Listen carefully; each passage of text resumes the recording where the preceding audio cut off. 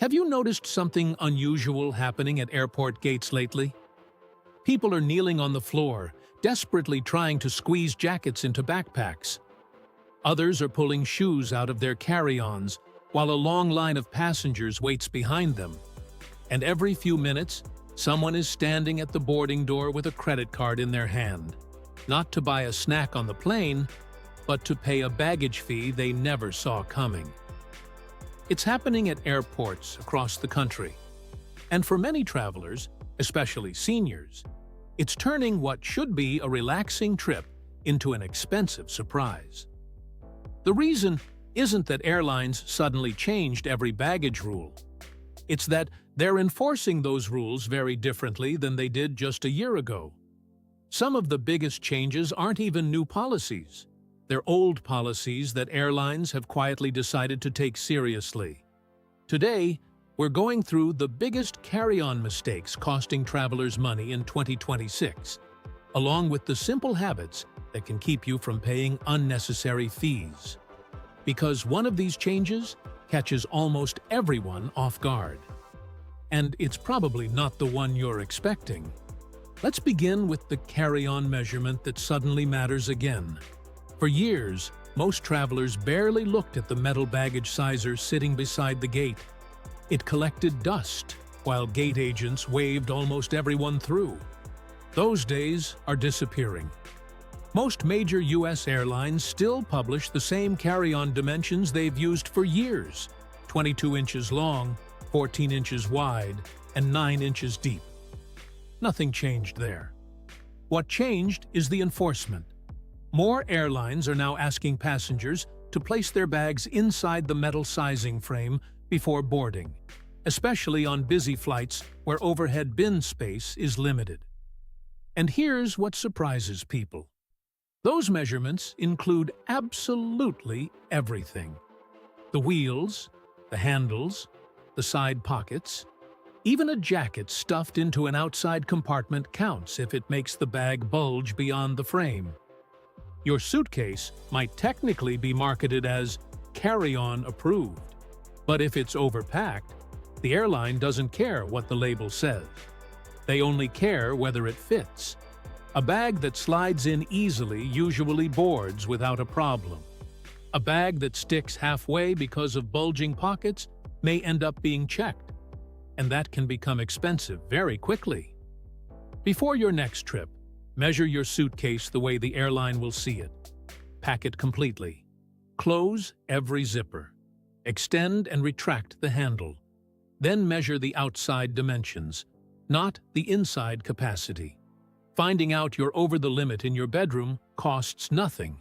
Finding out at the boarding gate can cost a lot.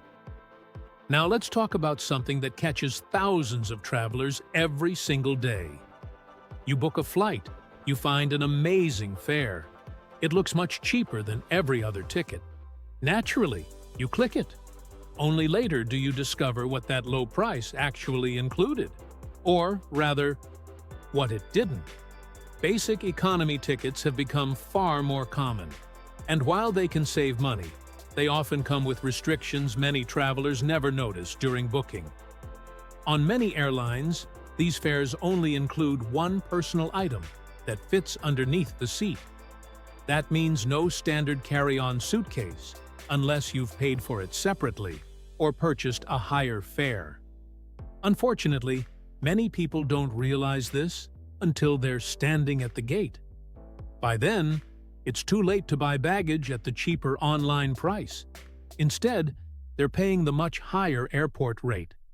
That's why one of the smartest things you can do before clicking Purchase is spend an extra minute reading exactly what your fare includes. A ticket that looks $40 cheaper can quickly become more expensive than the standard fare once baggage fees are added. Sometimes the cheapest ticket isn't actually the cheapest trip. Now here's another mistake that's becoming surprisingly expensive. Expansion zippers. They're one of the most useful features on modern luggage. Until boarding day. Many carry-on suitcases are manufactured to meet airline limits only when the expansion section stays completely closed. The moment that zipper is opened, even by an inch, Your suitcase may no longer qualify as carry-on size, and experienced gate agents can often spot an expanded bag from several feet away. If they ask you to test it in the sizer and it doesn't fit, that's usually the end of the discussion. That extra sweater, those running shoes, that bulky souvenir, they suddenly become the reason you're paying an unexpected baggage fee. If you need more packing space than your suitcase provides with the expansion zipper closed, it's often cheaper to check a bag in advance than risk paying airport prices later. Speaking of paying extra, budget airlines deserve their own conversation, because this is where baggage fees become especially painful. Low fares can look incredibly attractive. A flight for $50 or $60 sounds like an unbelievable bargain. But many travelers only discover the real cost after adding baggage. With airlines like Frontier, Spirit, and Allegiant, paying for your carry-on during booking is usually the least expensive option. Waiting until check-in generally costs more. Waiting until the boarding gate can cost significantly more again. Some travelers don't realize this until they're standing beside the aircraft door with nowhere else to go. By that point, they have no negotiating power. The fee is simply the fee. If you're flying on a budget airline, think of baggage charges as part of the ticket price from the very beginning. Comparing total trip costs, not just the airfare, often tells a very different story. Now here's something many travelers misunderstand. I only have a backpack. That doesn't automatically make it a personal item. Personal items still have size limits. More importantly, they must fit completely underneath the seat in front of you. If your backpack is packed so tightly that it can't slide underneath the seat, the airline may decide it counts as a carry-on instead. And on restricted fares, that can trigger another unexpected charge. The easiest way to avoid that problem is simple. Choose a backpack that still compresses when it's full. If it feels as solid as a suitcase, you've probably packed too much. Coming up next is one of the biggest myths in air travel. Millions of people still believe gate-checking a non-compliant bag is automatically free. For many travelers in 2026, that assumption has become a very expensive mistake. The idea that every gate-checked bag is free has become one of the biggest travel myths on the internet. Years ago, gate agents often asked passengers to volunteer their bags because overhead bins were already full.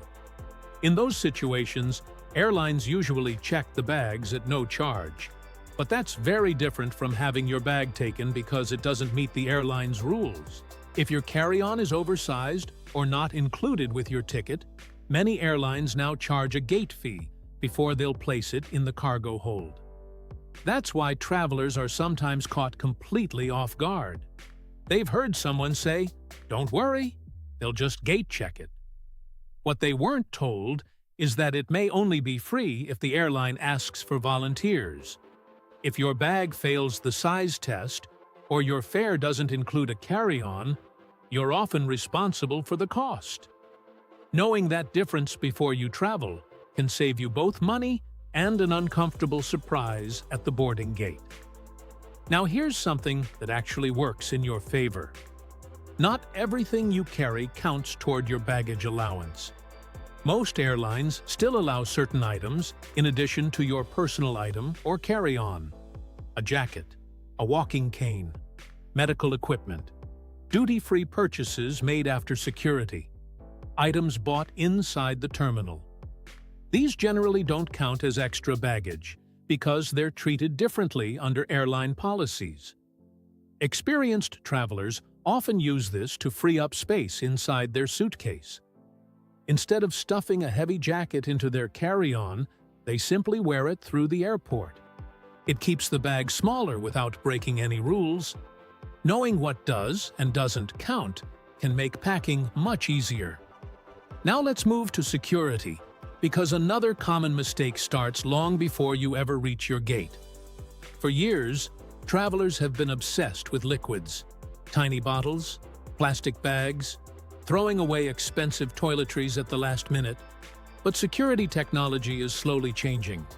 Many airports now use advanced CT scanners that allow security officers to see inside luggage in much greater detail. At some of these checkpoints, passengers no longer need to remove their liquids during screening. At others, the traditional rules still apply. That's why experiences can vary from one airport to another. The safest approach is simple. Follow the instructions posted at your checkpoint instead of assuming every airport works exactly the same way. The next surprise involves something many travelers pay for. TSA PreCheck is an excellent way to move through security more comfortably. You usually keep your shoes on. Your laptop often stays inside your bag. The process is generally faster. But here's the misconception. PreCheck doesn't guarantee you'll never receive additional screening. Passengers can still be selected randomly. It also doesn't replace identification requirements. If you're flying within the United States, you'll still need acceptable identification, including a real ID-compliant driver's license where required, or another accepted form of ID. Think of PreCheck as making security easier, not making the rules disappear. Now, here's one many senior travelers are happy to learn. If you're 75 or older, TSA generally provides modified screening procedures. In many cases, older travelers don't need to remove their shoes during standard screening unless additional inspection becomes necessary. Many people don't realize this and automatically begin taking their shoes off anyway. Instead, simply listen to the instructions from the officer at your lane. You'll often find the process is easier than expected. Now, let's clear up another myth that refuses to disappear. People often think bringing food through airport security isn't allowed. That's not true. Most solid foods can go right through the checkpoint. Sandwiches, fruit, cookies, snack bars, even homemade meals. Where travelers get into trouble is with foods that behave like liquids. Items such as peanut butter, yogurt, cream cheese, hummus, or thick sauces may fall under the liquid restrictions depending on how they're packed. If you're trying to save money at the airport, packing your own lunch is still one of the smartest travel habits you can develop. Airport food prices continue to climb, and bringing your own meal can easily save enough for dinner at your destination. Coming up next is one of the most misunderstood airport rules of all. Millions of travelers still believe their medications have to stay inside the original pharmacy bottles. For most domestic flights, that's not actually the rule. This next one has caused unnecessary stress for countless travelers, especially seniors who take several daily medications.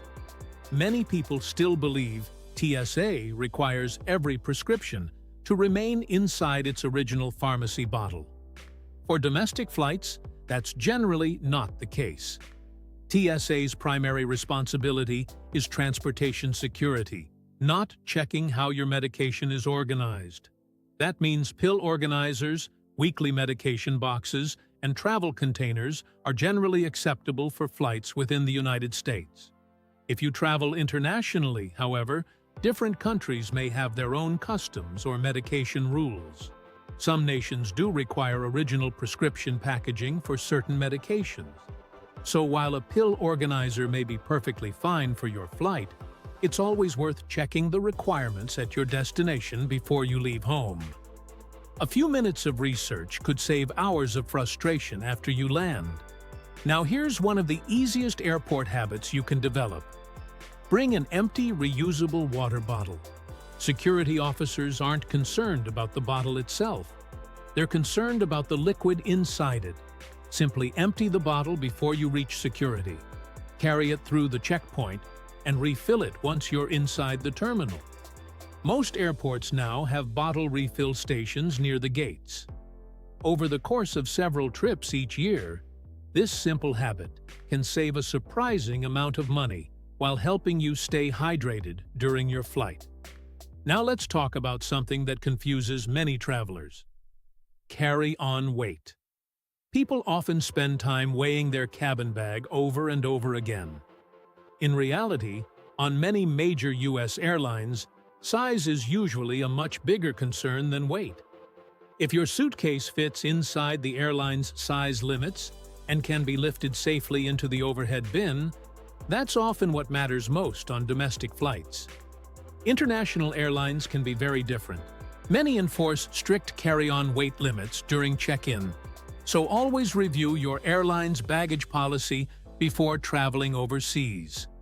Knowing which rule actually applies prevents unnecessary stress. Here's another mistake that's becoming more common: duty-free shopping. Buying perfume, wine, or spirits after security can be perfectly fine if that flight is your final flight of the day. But if you have another security screening during a connection, those larger liquid purchases may no longer be permitted through the next checkpoint. Many travelers only discover this after they've already spent the money. If you have a connecting flight that requires another security screening, it may be wiser to wait until your final airport before purchasing larger duty-free liquids. Now let's clear up another misunderstanding involving your phone. Some travelers worry that TSA officers routinely search everything stored on their devices. For domestic security screening, TSA's focus is generally on the physical device itself.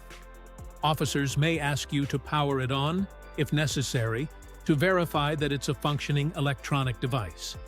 That's different from inspecting the contents stored inside your phone. International travel is another matter. Customs authorities may have different legal powers depending on the country you're entering. Knowing which agency you're dealing with helps you understand what rules actually apply. Finally, here's the biggest mistake experienced travelers rarely make. They don't assume that last year's airport experience will be exactly the same this year. Technology changes. Airlines update procedures. Security equipment improves. Boarding policies evolve. The travelers who have the smoothest trips aren't necessarily the ones who fly the most. They're the ones who stay informed before every journey. So, before your next flight, take 10 minutes to review your airline's baggage policy.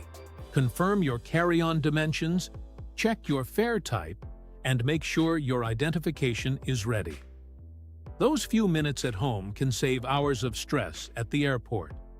If you found these travel tips helpful, make sure you're subscribed because we're constantly covering the newest airline changes, airport rules, and travel tricks designed to help you fly smarter, avoid expensive mistakes, and enjoy every trip with far less stress.